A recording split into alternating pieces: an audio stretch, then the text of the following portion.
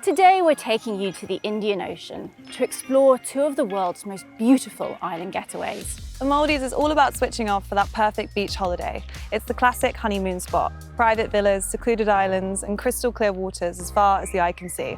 Mauritius, on the other hand, is all about laid-back luxury and activity, so you can have adventure and wildlife along with culture and lazing on the beach. In this episode of Travel Smart, we're comparing the two to see which is best for your next big escape.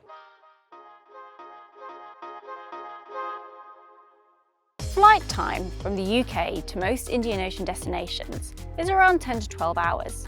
And while flights can be on the pricey side, the good news is that once you're there, food, drinks and accommodation can be surprisingly affordable, especially if you opt for an all-inclusive package. While the Maldives comprises of more than 1,000 islands, Mauritius is just one large landmass. But within this area, there's a ton of diversity, with rugged mountains, serene beaches and forests filled with wildlife.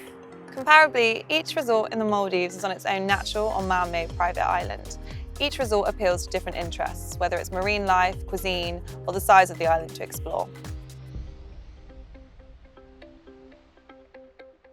The Maldives is the ultimate do-nothing holiday, and I mean that in the best possible way. It's all about switching off and enjoying the beautiful white sand beaches, the crystal clear sea, and some of the most impressive marine life in the world. If you're going to the Maldives, you'll likely get a seaplane to your resort. This is quite a unique experience that adds to the fun. You'll have an overwater villa or a beach villa. Both of them offer a completely private, unique castaway experience. There's a real emphasis on wellness in resorts in the Maldives, from luxury spas, couples massages, yoga decks, private infinity pools and more. However, if you're bad at sitting still, then choose a resort with built-in activities, whether it's sports facilities or boat excursions. We did a sunset boat tour to see dolphins and saw manta rays during shoulder season. If you love snorkeling, then choose a resort with a teeming house reef, which means there's marine life right on your doorstep. When it comes to dining, you're a captive audience on the resort, but most offer a varied range of cuisine for every kind of traveller. There's lots of Sri Lankan and Arab-inspired cuisines, but there's also Mediterranean and Italian fare.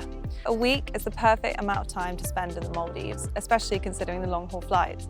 Any less time and you can't really unwind, and any more you might start getting itchy feet. Mauritius is a destination filled with character and vibrancy. If you're after awe-inspiring landscapes and adventurous hikes, Mauritius really delivers. From dramatic coastlines to lush green mountains. One of the most striking is Le Morne on the southwest tip of the island. Backed by the towering Brabant Mountain, it's as rich in beauty as it is in history. For something a little bit different, there's the seven-coloured earth. This formation of rainbow-hued sand dunes is one of the most photographed sites in Mauritius. It's a great day out for families, with giant tortoises roaming the grounds and plenty of tropical birds. You may even spot some giant bats. Mauritius is known for its rum, and while on the island, I would highly recommend doing a tasting. At the one I did, we learned how different blends were suited to different tastes, and of course, tried plenty ourselves. Now, you might not necessarily associate Mauritius with wine producing, but the island does actually have its own wine. It's made out of lychee, which are plentiful on the island and taste absolutely delicious. The wine itself, not to my personal taste, but you may well like it. So Daisy, you've just got back from the Maldives, and I've just got back from Mauritius. What was your favourite part of travelling in the Maldives?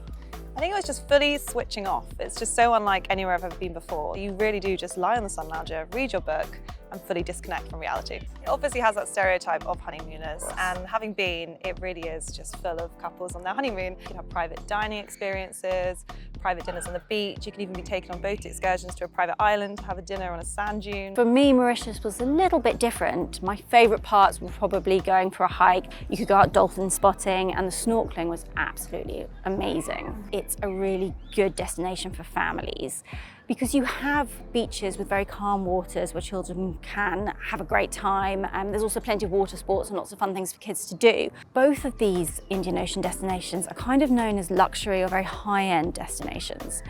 Does it have to be that way, or is there a way to keep the prices down in the Maldives? You don't have to go to the Maldives and go to a resort. You could stay in the local islands, you could even stay in hostels, which could be up to $20 a night if you're lucky. And you can eat at local restaurants, which is a lot cheaper than going with the resort option. So I went to Mauritius in the rainy season, which was kind of May, June when I travelled. You did something similar for the Maldives. How was that experience?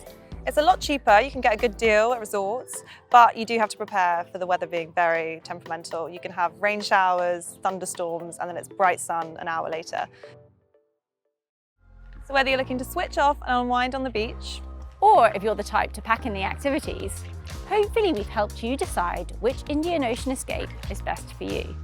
For more guides, reviews and explainers, head to independent.co.uk/travel. And for more episodes of Travel Smart, check out Independent TV. Bye for now.